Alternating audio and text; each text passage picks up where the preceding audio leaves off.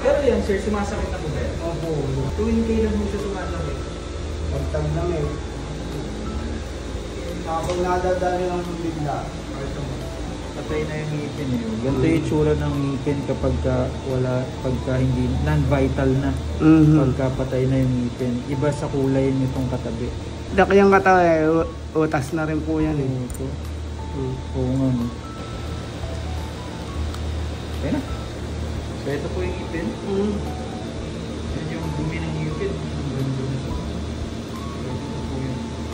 Okay? Wala po tayo naiiwan dyan. Buo po yung root. Kumusta yung bunot, sir? Sakit? Sakit ba? Control ko lang yung breathing.